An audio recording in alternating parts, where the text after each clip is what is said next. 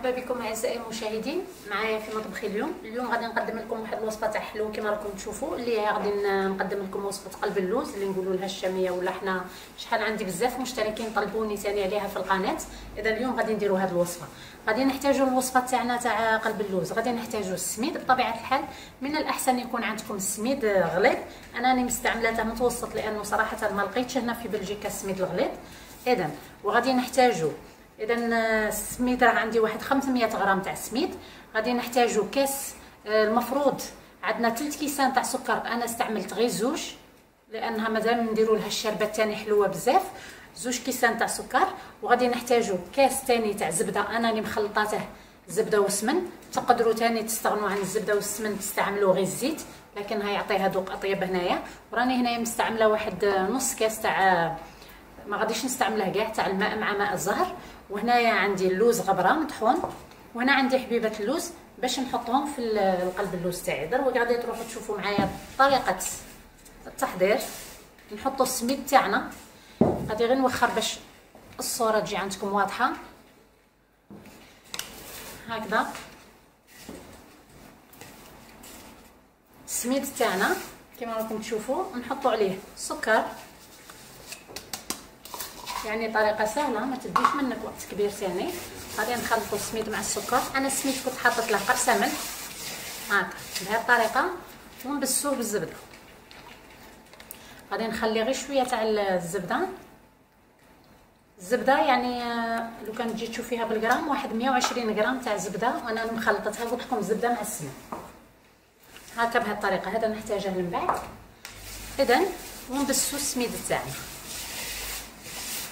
هاكا، نبسوه مليح حتى يتشرب كاع هاد الزبده نتاعنا والسمن. وغادي نزيدوا له دروك شويه تاع الماء الزهر، ونديروه في الصينيه تاعنا اللي تدخل الفرن. انا اليوم غادي نديرها لكم بشويه تاع اللوز، يعني غادي نحشيه بشويه تاع اللوز، بصح تقدروا تستغنوا عنها، يعني تنجموا ديروها غير هاد الوصفه من غير اللوز. هكذا غادي نبسه مليح.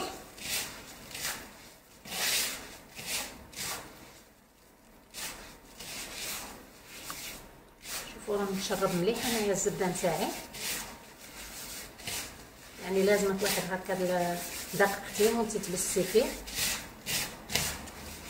غادي نخليه واحد 5 دقائق 10 دقائق يتشرب ليه هاد الزبده تاعي. من بعد نحط له شويه تاع الماء مع ماء الزهر. بسسته مليح لمده دقيقتين كما قلت لكم. دروك نرشوا عليه شويه ماء وماء الزهر، ماشي بزاف لانها قلب اللوز تاعنا ما تنعجنش، يعني غير هكا تخليطه خفيفه.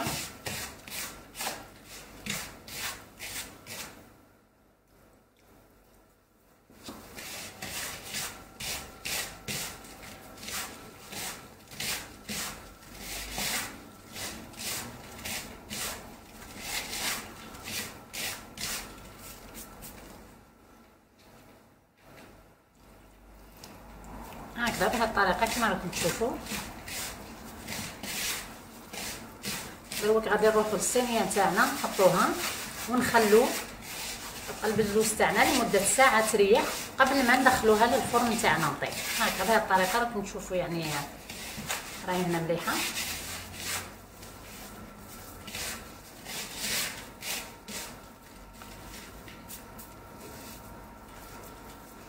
غادي نروحو نديروها في الصينيه تاعنا كما قلت لكم، ونخليها في الصينيه تاعي نخليها تريح. والا تقدروا تخلوها في القصعه تاعكم هنا تريح لمده واحد نص ساعه ساعه، من بعد تجيبوا تحطوها في الصينيه، كل واحد وكيفاش يحب. هنا راني داهنه الصينيه تاعي بشويه تاع السمن كما راكم تشوفوا. غادي نحط كميه تاع السميد، بما اني غادي قلت لكم نحشيها باللوز، اذا غادي نحط على 2 مرات. هي راكم تشوفوا فيها قلب اللوز يعني تاعنا ما تنعجنش، تجي بهذه الطريقه.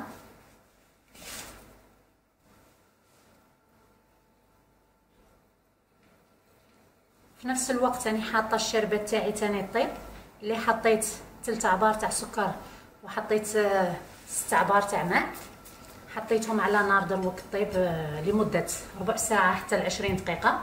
وطفي النار تاعك. في هذا الوقت تزيدي لها نص كاس تاع ماء زهر وتخليها طفي عليها باش كي طيبوا قلب اللوز تاعنا تكون الشربات تاعنا بارده. هنا في هذا الوقت نجيبوا اللوز تاعنا ونرشوه من الفوق. راه كان عندي انايا اللوز هنايا بالقشور وبدون قشور. نجموا تخلطوه مع شويه سكر وترشوه. انا ما درت له والو بما انه هي فيها السكر وزيت الشربات تاعنا فيها السكر تجيني حلوه بزاف، يعني استغنيت عنها هكذا. ونزيدوا الكوش الثانيه تاع العجينه تاعنا ونخلي كما قلت لكم لهاد الصينيه تاعي نخليها لمده ساعه تريح على ناحيه. كي تريح دروك غادي تاني باش نرشقوها باللوز، ومن بعد كي تريح ندخلوها للفران. كما راكم تشوفوا بعد ما خليت قلب اللوز تاعي تريح درت هذه كما راكم تشوفوا قطعت غير شويه هكا بالسكين ودرت حبيبه تاع اللوز في كل كاري. تقطيع الصينيه كل واحد اللي يحب كبير تقطيع ولا كل واحد والجو تاعه. هنايا في هذا الوقت انا خليتها عندي ساعتين ريحت، يعني قلت لكم خليتها ساعتين. مادامك هي تخليها تريح مادامها تجيك مليحه. وعاد كاينه من الاحسن الواحد كي يكون عنده الوقت يديرها في الليل ويخليها ليله كامله تريح وغدوه تطيبها وتجيه نتيجه صراحه احسن. انا اليوم خليتها غير ساعتين، ولكن اللي تحب كما نقولوا في الليل توجدها كما هكا وتغطيها وتخليها كاع الليل حتى الغدوه تطيبها، يعني تعطيها نتيجه احسن. هاد الزبده اللي تكون في السميد يعني يتشربها السميد وتنحل الحبه تاع السميد وتجيك صراحه تعطيك النتيجه مليحه بزاف. اذا انا قلت لك خليتها ساعتين اليوم. دروك شعلت الفرن تاعي على 200 درجه مئويه وغادي ندخلها طيب ونقص لها نحطها على 180. غادي نشعل غير من التحت. كي نشوف النواحي هنا بدات تحمر في هذا الوقت نشعل الفوق باش نحمرها من الفوق. وهنا كما راكم تشوفوا هي الكميه تاع الشربات اللي راني عطيتكم العبار خرجت لي هذه الكميه. طيبتها من قبل وراني مخليتها دروك تبرد. اذا الا قلنا من طيب قلب اللوز تاعنا الا قلنا هي حاميه ولا الشربات بارده، دروك غادي نديرها للفرن بعد كي طيب نعاود نرجع لكم. خرجتها دروك كما راكم تشوفوا من الفرن تاعي وهي حاميه. غادي نسقوها بالشربات. خليتها لمده ساعه. هذا دليل انه قلب اللوز تاعنا راهي ناجحه. راكم تشوفوا فيها كيفاش راهي تشرب لنا في الشربات بالحس اللي راكم ديره. هذا دليل انه قلب اللوز تاعنا راهي مليحه. غادي نسقيها كاع مليح هكذا بهذه الطريقه. راكم تشوفوا كيفاش راهي تشرب الشربات تاعي. راهي تغلي كلي وتشرب فيها. دروك واش غادي ندير؟ هي هكا فيها هاد الشربات بزاف هنا.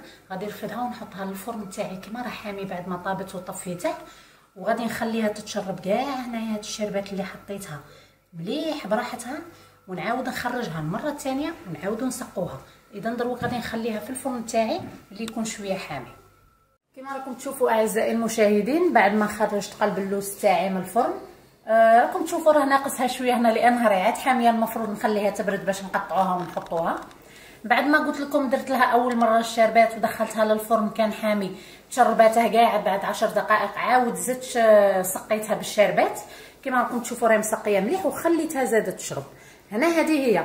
وصراحه يعني نقول لكم انا ماشي انا اللي كليتها. هذا صراحه اطفال يذاقوا عجبتهم وجات. نجم نقول لكم يعني غادي ندوق ونقول لكم بنينه بزاف بزاف بزاف والله العظيم. صراحه انا يعني هذه من ذقتها دروك والله كما يعني قلب اللوز اللي نشروها في وهران في رمضان في ايام رمضان، يعني نفس الذوق. ننصحكم تجربوا هذه الوصفه، جات رائعه وجات بنينه بزاف. هذا هو الصحن تاع قلب اللوز تاعنا اليوم. نتمنى انه هذه الوصفه تعجبكم. وما تنسوش الاشتراك والاعجاب في القناه تاعنا ونقول لكم بالف صحه وعافيه.